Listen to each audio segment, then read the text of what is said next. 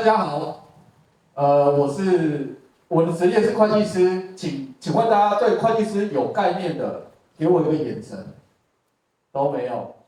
那对好，会计师没有概念，会计师就是在今年是6月30号，6月30号之前在报税的这一个家伙，就是我正在忙的事情。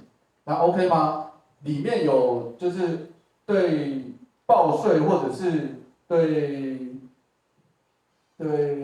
财务报表有听过的，可以给我一个小举手吗？好几个，好，谢谢。等一下我们才艺活，我们的这个营队是不是有讲过类似的东西？明天才有理财课，这个哦，好，去年有啊，所以去年有来参加的同学，还是今年都是新的。好，没关系。那我讲另外一个比较不无聊的主题好了。那请问大家都住在什么地方？有住附近的吗？没有。那住哪里？大家学的通常住哪里？新店、新北、板桥、瑞芳、三重、泸州。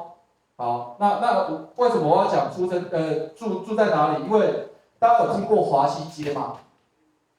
有，华西街在龙山寺捷运站1号出口旁边。龙山寺可以吗？有去过拜拜吗？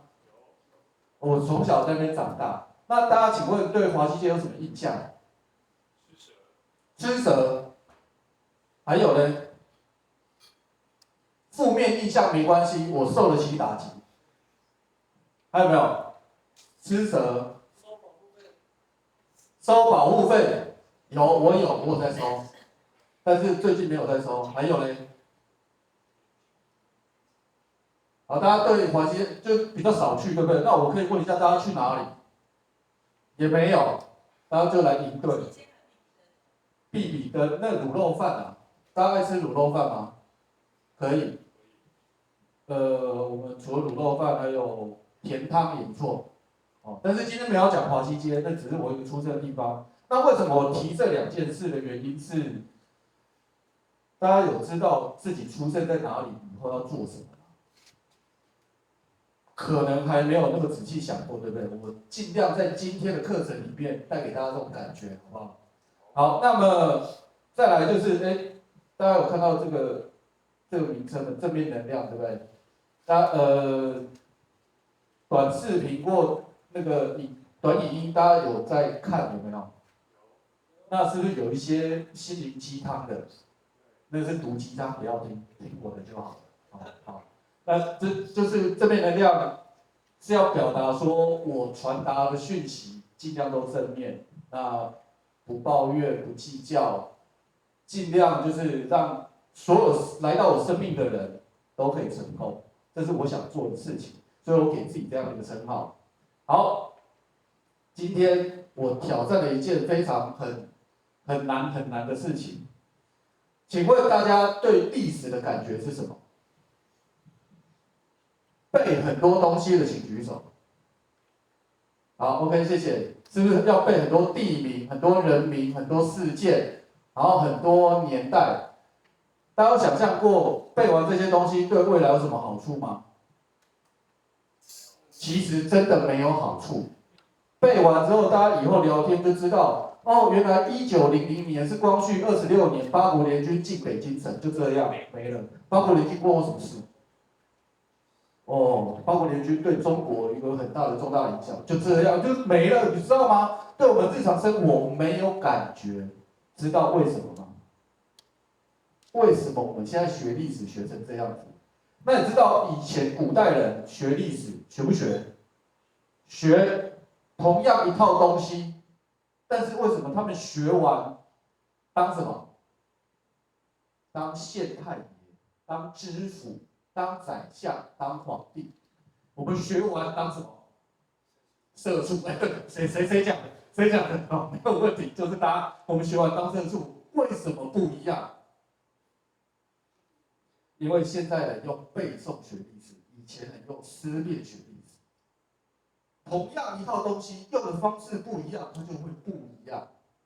OK， 哦，所以我今天要来让大家重新去想一下历史该怎么去思考、去学习。不要逼我在别墅里面唱 K， 可以吗？等下你跟上吗？别墅里面唱 K。好，我们回到来国中课本就有了积极、负积极、木兰当户织。哎，没看过，不可能吧？木兰诗，不闻机杼声，惟闻女叹息吧，对不对？4句话都在投影片这边。来，请问积极是什么声？织布机的声音，编织的声音，对不对？编织的声音怎么叫？是吧？哦，对不对？国立编译馆骗了我们50年，国家骗了我们50年，因为我以前有学织布机的声音，可是实际上这一段话积极是什么声？答案是对，鸟叫声也不错，但窗户外面的一只鸟，因为当户织嘛，它在窗边在那织布。好，但是答案就在哪里？答案就在影片中，因为第3句话是不闻机杼声，没有机杼声，没有听到，不闻机杼声。那为什么积极会翻译成机杼声呢？这以前那些教授他错了。积极是什么声？今天听完之后，大家永远会记住，积极是叹息声，是女生在那边叹息声。她叹息完之后就在干嘛？木兰叹息完就干嘛？东市买鞍鞯，西市买长鞭，南市买辔头，北市买长鞭是背错了，北市买长鞭，东市买骏马。西市买鞍鞯，南市买辔头，北市买长鞭，好 ，OK， 就东南西北4集都绕了一圈嘛，准备去打仗买东西嘛。等一下，对不起，回来就是积极是叹息声，那叹息完就去买东西了。这告诉我们什么？这告诉我们什么？在前一句就是我们用同一套历史，同一段东西，可是我们学的方式不一样的时候，我们就会不一样。那这时候有人就会去挑战老师，实际上其实我们教育不会挑战老师，但是我要各位去学习挑战老师一件事。你说叹息声就叹息声吗？因为我说叹息声啊，那我说叹息声就叹息声吗？所以我要找别的证据来证明我说的是对的嘛，对不对？白居易的《琵琶行》，这可能大家不一定有看过，因为课本没有编进去。我闻琵琶已叹息，又闻此语从唧唧，是不是一样的唧唧？唧唧哦，不是鸡哦，不是鸡的唧唧哦。来这里《琵琶行》，《琵琶行》是在白居易在干嘛？他在听琵琶的声音，他听琵琶先叹息一次，唉，又闻此语从唧唧，又听到我同学跟我说我很帅，然后我就再叹息一次，又闻此语从唧唧，有没有？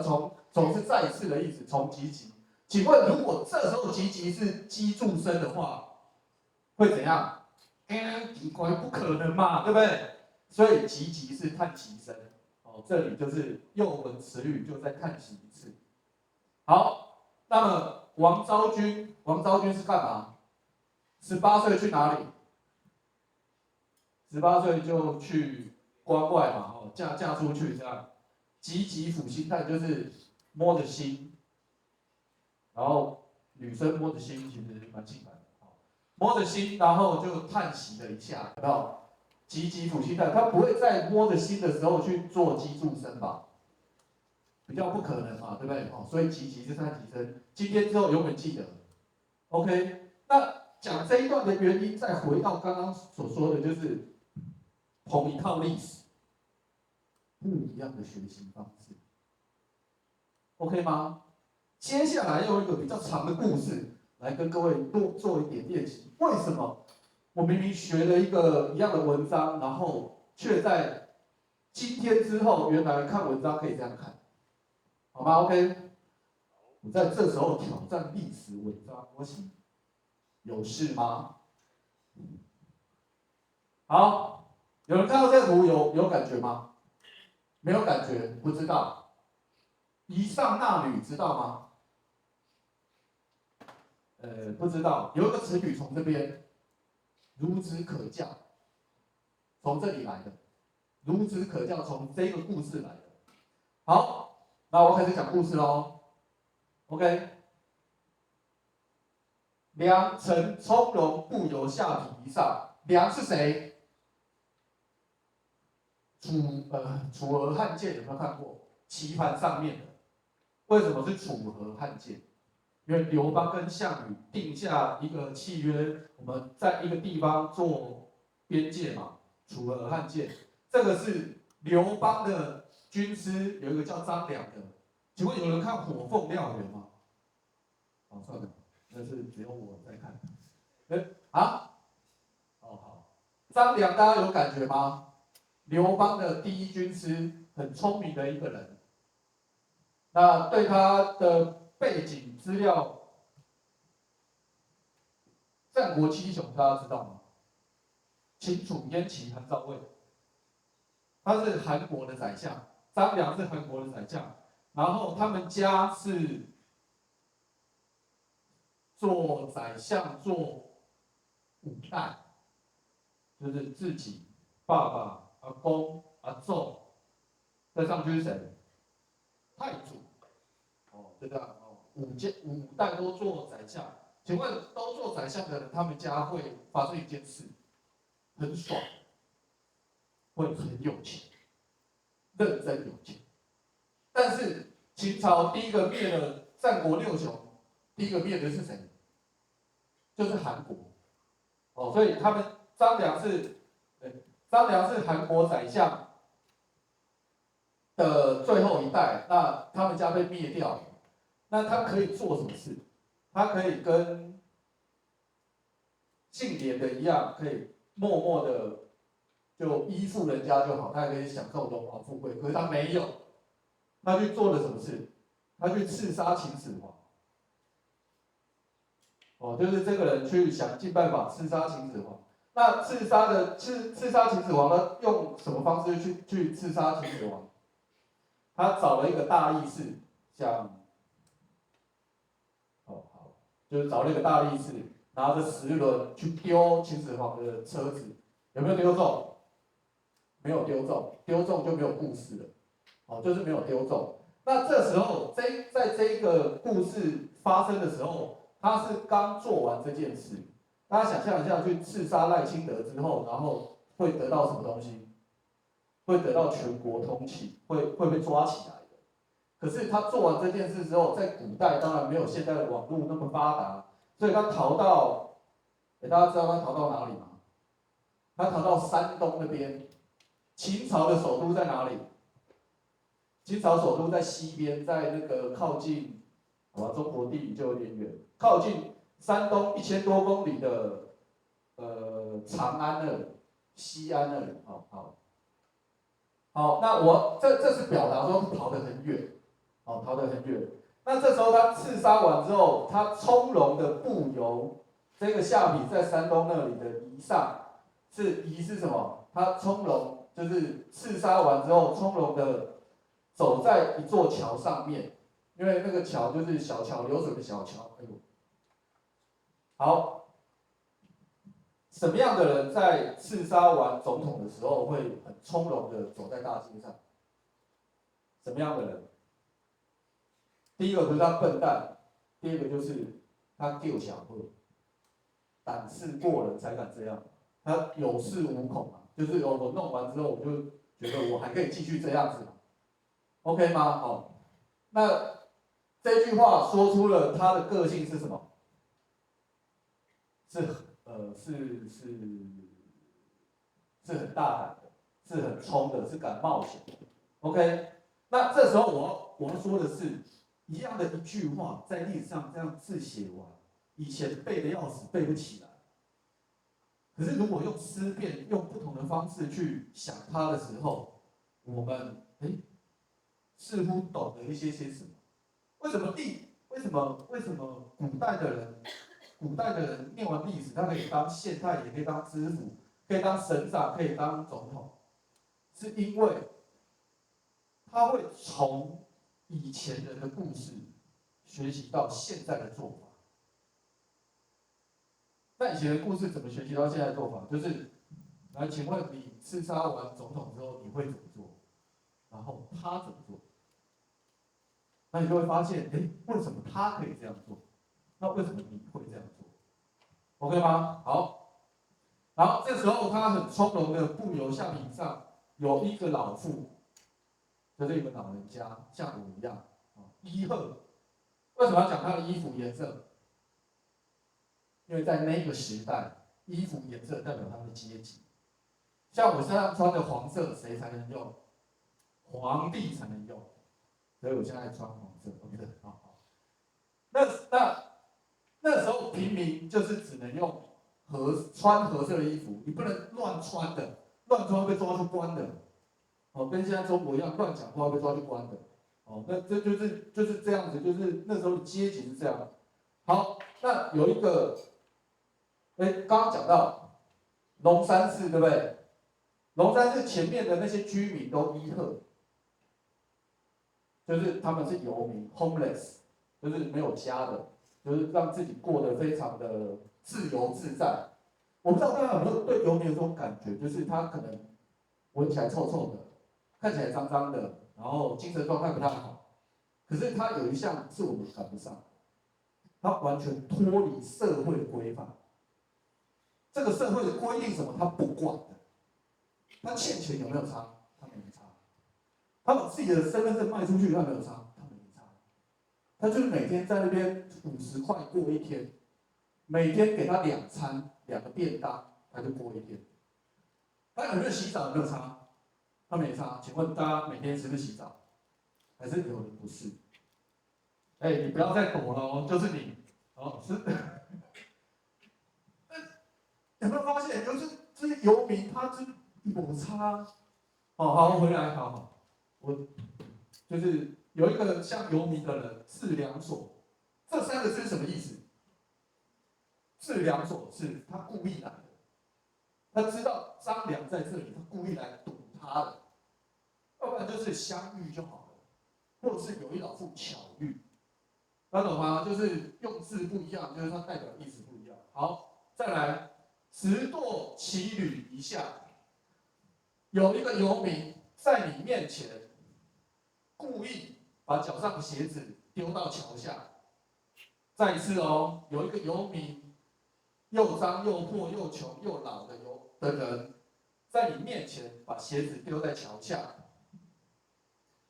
跟你讲，伊娜 ，keep OK， 请问你会怎么样？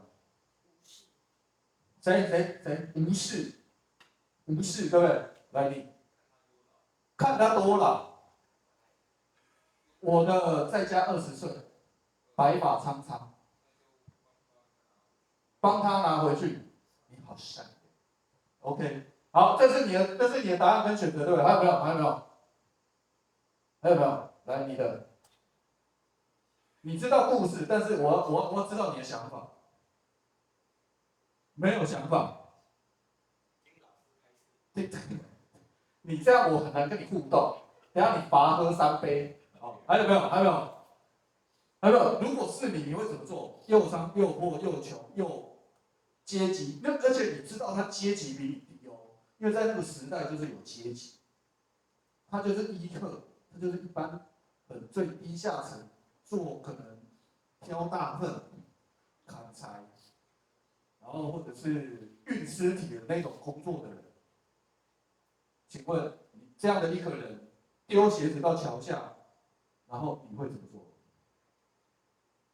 好，没关系，我们都学过张良的故事，对不对？张良怎么做？不记得。就最后他捡起来了 ，OK。但是那时候张良几岁？都忘记讲，那时候张良几岁？那时候张良是大学刚毕业，22岁。现在大家几岁15、16、17、18，是吧 ？OK， 好，15、16、17、18，好，12、13，哦，好 ，OK， 也行。那15、16、17、18的人，男生女生哈，我讲年轻人，好像我脱离了一样，我也很近啊。好，算了，大家没有要同意这件事。好，张良当下怎么做？最后他捡起来，但是他当下梁愕然欲殴之，叫什么？他吓到想打他，你懂吗？就是写啊，他就这样符不符合他22岁的那个性格？或是你会不会想打他？会啊，干妈你有事吗？你把我鞋子，你鞋子丢下去叫我去捡，你有事吗？对吧？梁愕然欲殴之，但是他有没有打？打了就没故事，就是因为没打，他干嘛？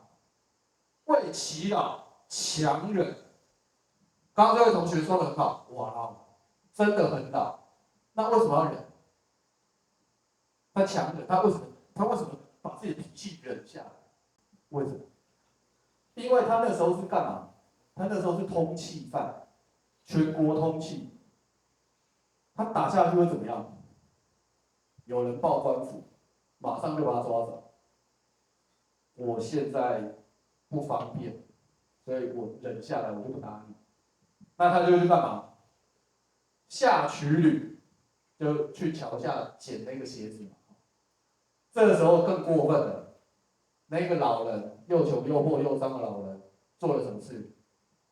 捋我，帮我穿。请问上次你帮别人穿鞋子的时候是什么时候？问男生就好了。帮女朋友穿鞋子的时候是什么时候？没有那个时候，见鬼了！怎么会有一个老人在我面前鞋子丢下去，叫我下去捡，然后捡完之后叫我帮他穿？不是吧？来，你帮我穿。结果他穿了没？他穿了。他还怎么穿？两叶为曲履，有没有？鞋子捡起来嘛。这里我真的觉得最经典、最想教给各位。因长贵履之，大家知道履之是什么意思吗？来，你出来示范。来，履之，鞋子脱一下，鞋子脱一下。认真啊，认真。示范，可以。履之哈，履之，如果只有履之，大概就是这样。哦，穿上，你站好，穿上，做个动作，好，就这样穿上就好了。你懂为什么就这样穿上？但是跪履之是什么？我跪着，好，你穿，你要让我示范，你穿，我跪着穿它。但是答案是什么？长跪履之，两只脚跪下去穿，有没有表现很卑微？有，但是张良做了这件事啊，你可以回去。为什么要把这件事交给大家？不是，就是仪上纳履，它不单单只是一段故事，而是它是有情境的，它是有教给各位一个东西的，绝对不是教各位尊重老人哦，不是哦。如果现在大家现实生活真的有个老人在你面前把鞋子丢到，我在想到什么桥？大家有遇过什么桥？算了，自行车的路桥就算了，就那一种，你骑着自行车，然后有个跟你迎面而来的老人把鞋子丢下去，然后叫你下去帮他捡，回来帮他穿，还要长跪履之，请问有谁做得到？没有吧，我也做不到啊。我不是欲殴之，我直接殴之，然后我直接打下去了。我不会去帮他穿的。但是这一段，他为什么他长跪张良长跪履之？大家知道为什么他要长跪履之吗？没关系，后面我会讲到。好，来，父以足受，他不是很客气哦，他的脚伸起来哦，让你穿哦，这样脚伸起来让你穿哦，笑而去。以足蛇穿完，然后下楼去哈哈大笑，然后走掉。这时候张良吓死了，为什么他大笑而去？如果他是羞愧而去，或者是转身默默没讲话就走，这人是神经病，真的。但是他大笑而去，那时候张良就吓到说，为什么他会这样子？他就对他产生了非常大的好奇心，他到底要干嘛？到底要告诉我什么？然后随木之，随木之，复去离所，复还。然后曰，这里成语来了，成语来了，孺子可教矣。孺子可教在这里出现就是中国史上第一次这4个字出现，就在这里。后5日平明，与我会此。就是后5日平明什么意思？5天后的凌晨，跟我相约在这座桥上。好，那张良有没有跟他约？有。虽然说觉得很奇怪，但是跪着说诺。大家有看陆剧，不知道哪一个，就是会讲诺，对不对？就是一个汉朝的诺，诺就是我们现在的士。然后5日平明两往，就是5日后张良来了，复以先在，就是那个老人已经先到了。怒曰，跟老人约比较晚，为什么？跟老人约比较晚没关系，跟女朋友约要早一点，好不好？男朋友就算了，跟女朋友约要早一点。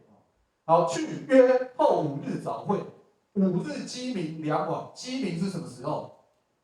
大概3点钟的时候，3点半鸡就叫了，就是鸡叫的时候就来了，鸡鸣的时候张良再去，然后父又先在，然后又说为什么又晚了？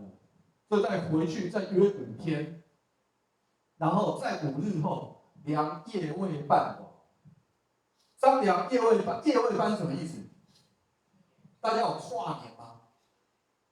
就是还没12点，就是在跨年5、4、3、2、1之前他就到了 ，OK 吗？然后他就到了，然后就在那边等。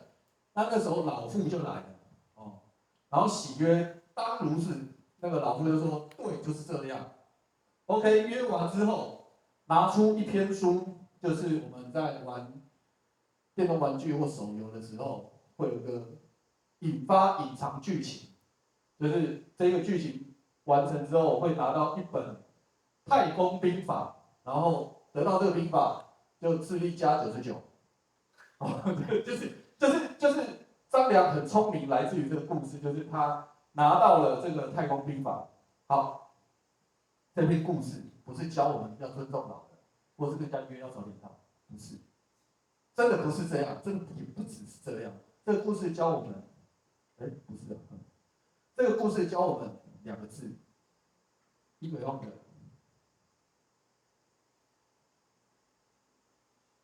而且这个忍不要忍一半，你决定要忍的时候，就一忍到底。忍到没有人知道，只有自己知道，不要透露出任何一个讯息。好，为什么要忍？为什么要忍？为了要取得先机。就是我不管我们在任何事情上面，或者在任何人际关系，在任何战场上，在任何手游上面，或者在任何考试上面都一样。就是我现在情绪很不好，但是我忍下来，我还是做我该做的事情。做完之后，我们才有机会，对方才会松懈。松懈了，我们就可以得到我们想要。但是千万最忌不要忍一半，忍一半是没有效果的，而且还伤身体。有没有自己在那边生闷气是最伤身体？因为自己生闷气，对方会怎样？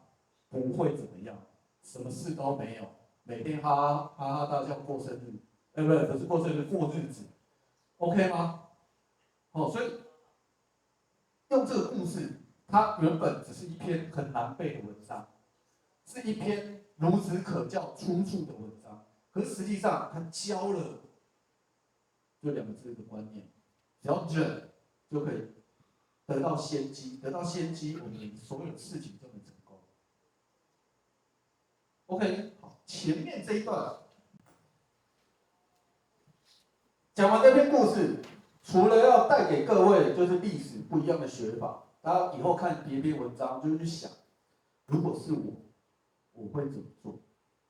那为什么他这么做？他这么做，他背后有什么背景？或者是他这么决定，他背后有什么考量？那我有什么考量？那得到什么效果？我想得到什么效果？我想在这事件里面获得什么 ？OK， 要完成我刚刚所说的那些，我这8个字送给各位，绝对不是刚刚那一篇故事或者那个方法，就是只是一个方法，是一个故事。但是对人生最有用的就是这8个字：认识自己跟设定目标。有人，我要问一件事哦，有人开始做这件事了没？目前通常我在问这一题的时候，99%的人都没有做过。但是当天讲完之后，他会开始做这件事。大家学过小学2年级的数学还记得吗？那小学2年级的数学学什么？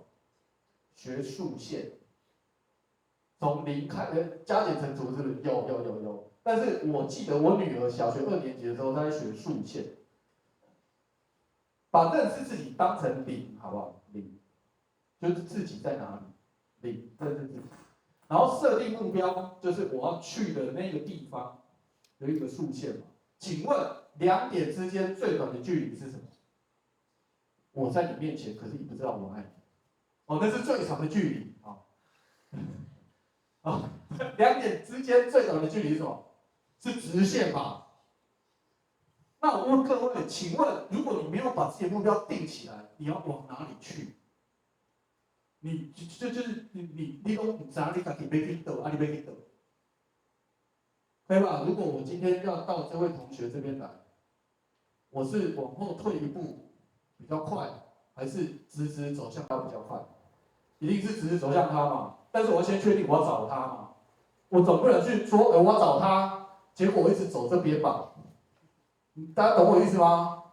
好，好，那知道自己在哪里的那个起点，认识自己，这不是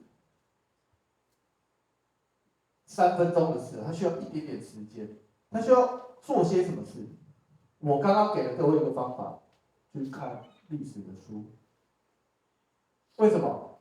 因为太多人，我就问我不说中国就好，好说中国，因为我们会学到，或者是学台湾，光是《三国演义》里面的人的故事，你就可以去想象说，因为我喜欢玩三国游戏，你可以去想象说，如果我是刘备，我在那个当下我会怎么做？因为我们都知道刘备怎么做，但是如果我是刘备，我在那个当下，他那个时候28岁起义的，那么老了，对不对？大家的年纪有2倍，28岁才做那个事情。那如果是各位18岁有机会的时候会怎么做？或者在遇到关羽、张飞的时候，如果是你会怎么做？我绝对不是那一帮。好，算了，不要演那个。好，OK，那我要继续说下去。好，现在的我们就是过去的累积。好，现在各位的状态就是过去很多事情累积起来，才会我们有机会相遇。哦，我有加入福人社，有跟我的同学们有相遇，我们才会在这里。那大家刚好就是也有这个机会，决定要来了，我们才会相遇。如果大家决定不来，就会我跟外面的同学一样，我们见不到面，说不到话，看不到人。你看我还有多少时间？2分钟。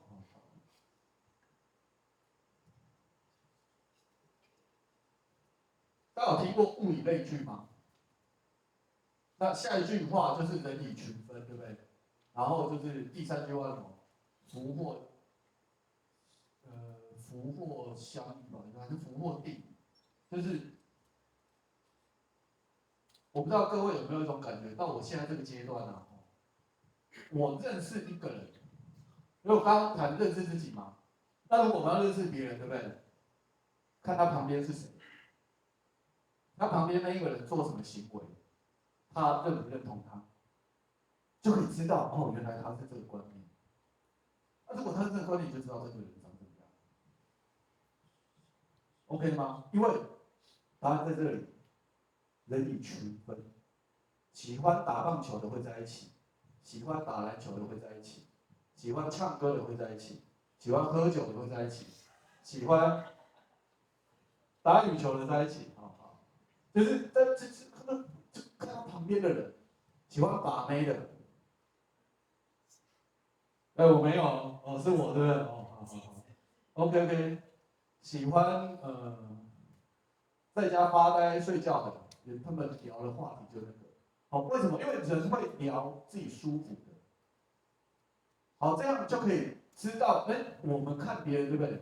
回来看自己，我旁边是谁？教了几个方式，第一个方式看历史书认识自己，教第二个方式看自己旁边的人认识自己，然后最后再跟自己说话，就说，我到底有什么强项？我最弱的地方在什么？那我怎么发挥我强项？怎么去改进我的弱项？因为改进弱项花的时间比较长，发挥强项花的时间比较短，但是就是人一天只有几秒，一天24小时的几秒，讲完他一辈子记得86400秒，每一秒都一个念头，大家好好运用这86400秒，86400个念头，去认识自己。认识自己完之后，去设定自己的目标，就可以往他这边走。好，一直被 Q。对，好，OK，好。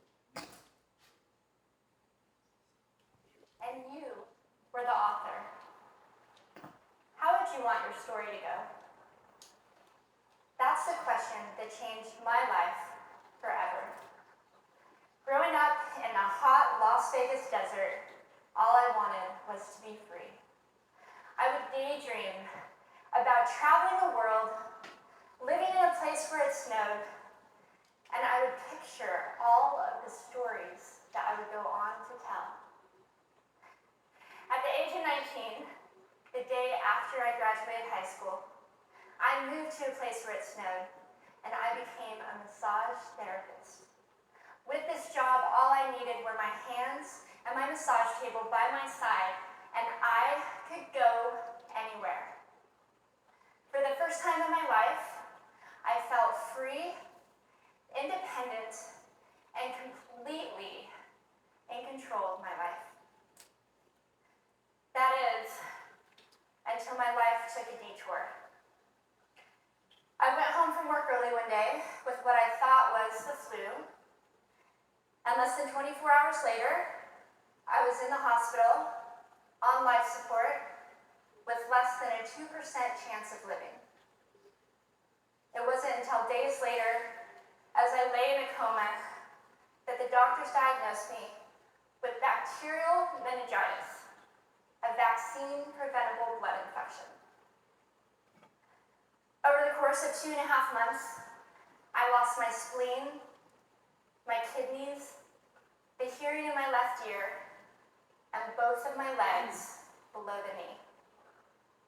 When my parents wheeled me out of the hospital, I felt like I had been pieced back together like a patchwork doll.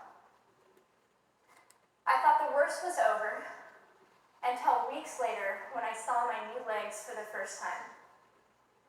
The calves were bulky blocks of metal with pipes bolted together for the ankles, and the yellow rubber foot with the raised rubber line from the toe to the ankle to look like a vein.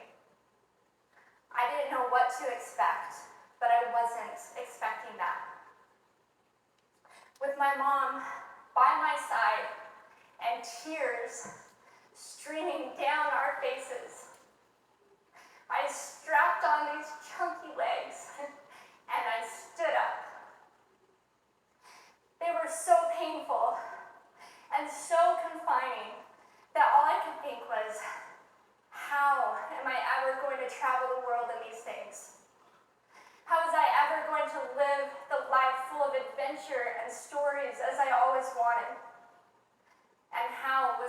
to snowboard again. That day, I went home, I crawled into bed, and this is what my life looked like for the next few months. Me passed out, escaping from reality, with my legs resting by my side. I was absolutely, physically, and emotionally broken.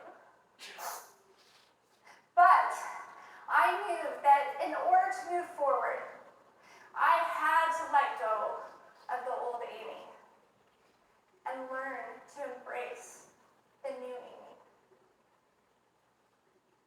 And that is when it dawned on me that I didn't have to be 5'5" anymore. I could be as tall as I wanted.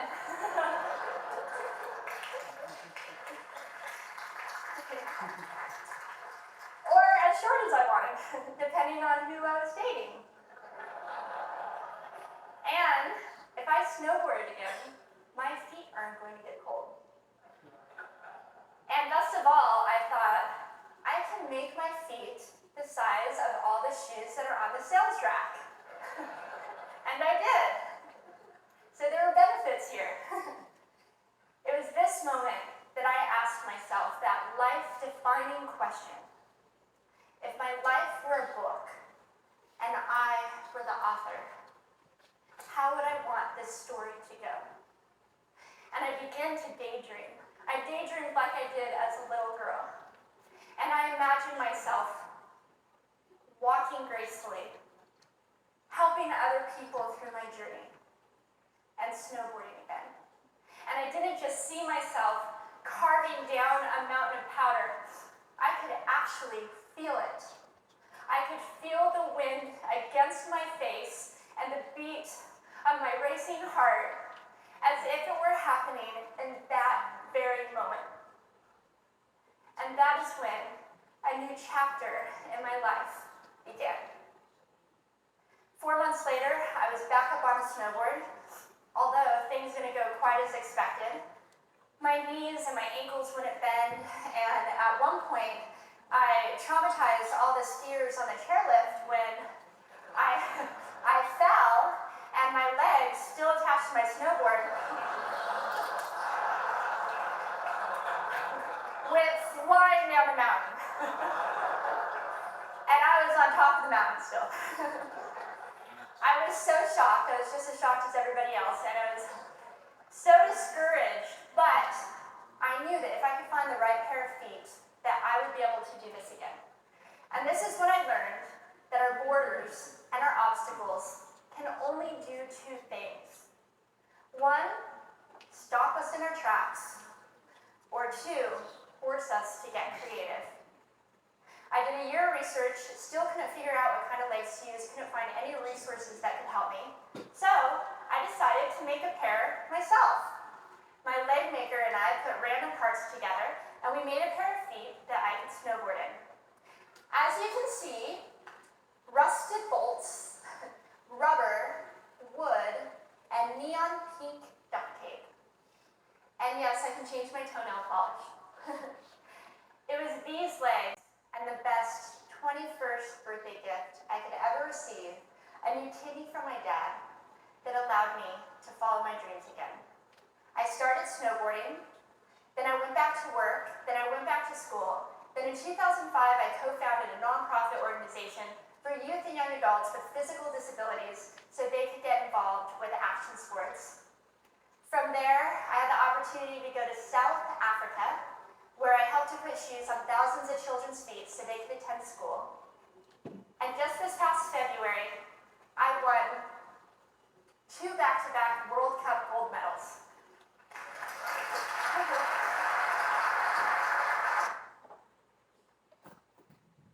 好，就是我之前讲，我都很喜欢放这段影片，就是当我讲完认识自己、设定目标之后，我就拿它来做例子。请问他的自己有多糟糕？